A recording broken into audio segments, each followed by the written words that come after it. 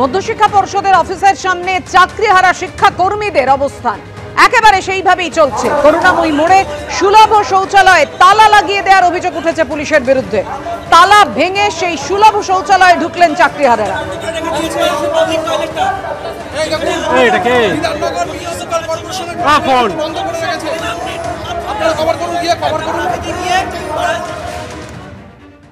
গতকাল থেকে করুণাময়ী মোড়ে অবস্থান আন্দোলন চালিয়ে যাচ্ছিলেন চাকরিহারা অশিক্ষক কর্মীরা এবং তারা প্রথম থেকেই অভিযোগ করছেন যে পুলিশ তাদের সঙ্গে অসহযোগিতা করছে। তারা বায়ো টয়লেট চেয়েছিলেন কিন্তু সেই বায়ো টয়লেটটা আনতে দেওয়া হয়নি এবং আজকে করুণাময়ী মোড়ে যে সুলভ শৌচালয় রয়েছে সেই সুলভ শৌচালয় পর্যন্ত তালা ঝুলিয়ে দেওয়া হয়। আর তারপরেই ক্ষিপ্ত হয়ে ওঠেন এই চাকরিহারা। তারা এই সুলভ শৌচালয়ে তালা ভেঙে দেন। সেই তালা ভেঙে এখন সেই তালা খুলে তারা সেই সুলভ শৌচালয় ব্যবহার করবেন বলে জানিয়েছে এবং তারা অভিযোগ করছে যে তারা বায়ো টয়লেট আনতে চেয়েছিলেন কিন্তু সেই বায়ো টয়লেট পুলিশ রাস্তায় আটকে দিয়েছে, বায়ো টয়লেট আনতে দেওয়া হয়নি। এমনকি আশপাশের যে সমস্ত দোকানগুলি রয়েছে সেগুলোও বন্ধ করে দেওয়া হয়েছে। তারপরেই আজকে সকালে যখন করুণাময়ী মোড়ের এই সুলভ শৌচালয় সেটা তালা দিয়ে দেওয়া হয় দুপুরবেলায়, তারপরেই কিন্তু ক্ষিপ্ত হয়ে ওঠেন এই চাকরিহারা অশিক্ষক কর্মীরা। তারা একেবারে তালা ভেঙে দিয়ে এই সুলভ শৌচালয়ে সেখানে ঢুকলেন। আজকে এখানে একটা সমাবেশ চলছে শিক্ষা দপ্তরের শিক্ষা ব্যবস্থার সঙ্গে যারা যুক্ত সেই সমস্ত ম্যাডামরা, শিক্ষাকর্মীরা, বিশেষ করে আমাদের মেয়েরা, বিভিন্ন মহিলা এসেছেন। তাদের জন্যে আজকে দেখুন এই যে টয়লেটটা আছে টয়লেটটা পর্যন্ত বন্ধ করে দেওয়া হয়েছে। তাহলে আমরা কোথায় যাব? আজকে আমরা যেখানে বলছে আমাদের সিএম বলছেন যে স্বচ্ছ বাংলা, তাহলে আমরা যদি এখানে টয়লেট করি রাস্তার উপরে দাঁড়িয়ে সেটা কি স্বচ্ছ বাংলা হবে? তাই এখানে আজকে এটা ইচ্ছাকৃত বন্ধ করেছে, আপনারা দেখেছেন কোনোদিন কোনো জায়গায় বন্ধ, তাই এটাকে আমরা এখনই ভেঙে দেব। আর এদিকে এসএসসি ভবনের সামনে পুলিশ গেলে ফের উত্তেজনা তৈরি হয়। যে পরিস্থিতি তৈরি হয় রেখেছি আপনাদের সামনে।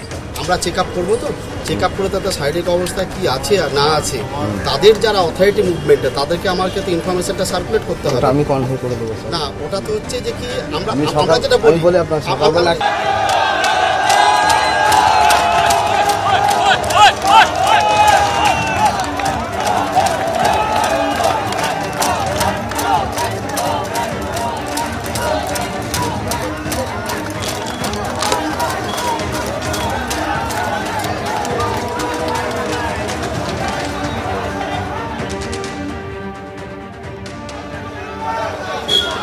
যে মুহূর্তে পুলিশকে পৌঁছয় এবং ভেতরে খাবার দিতে দেয়া হচ্ছে না এমনটাই পুলিশ অভিযোগ করে যে চাকরিহারা শিক্ষক শিক্ষিকারা যারা অবস্থান আন্দোলনে রয়েছেন তারা এসএসসি ভবনে আধিকারিকদের কাছে খাবার পৌঁছতে বাধা দিচ্ছেন। আর সেখানেই শিক্ষক শিক্ষিকারা উদ্যোগ নেন, কোনো বাধা দেয়া হচ্ছে না, একেবারে যারা ভেতরে রয়েছেন তাদেরকে খাবার পৌঁছে দেওয়ার তারা নিজেরা উদ্যোগ নিয়ে ব্যবস্থা করেন।